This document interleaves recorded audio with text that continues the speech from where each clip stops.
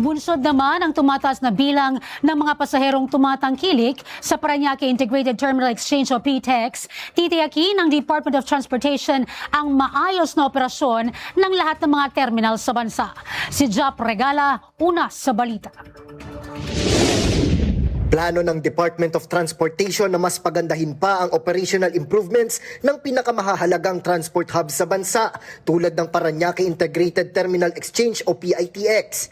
Ito'y bunsod ng dumaraming bilang ng pasahero sa mga pangunahing terminal. Alinsunod din ito sa direktiba ni Pangulong Ferdinand R. Marcos Jr. na makipag-ugnayan sa mga private operators para sa higit na pagpapaganda pa sa mga operasyon ng terminal at mapagaan pa ang pagbiyahe ng mga pasahero. Binigyang diin din ni DOTR Acting Secretary Giovanni Lopez ang kahalagahan ng pag-improve ng mga terminal. Anya, handa ang ahensya at PTEX sa dumaraming bilang ng mga pasahero sa terminal. Titiyakin din anya ng ahensya na sapat ang supply ng mga bus para sa mga pasahero at mas mahigpit na pagbabantay din ang kanilang ipatutupad para sa seguridad ng mga commuter.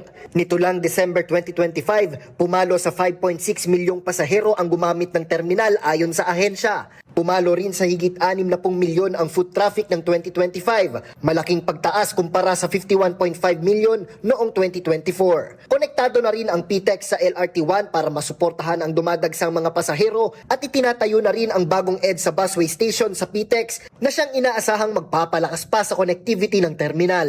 Nauuna sa balitang totoo at laging bago. Jap Regala, alauna sa balita, Congress TV.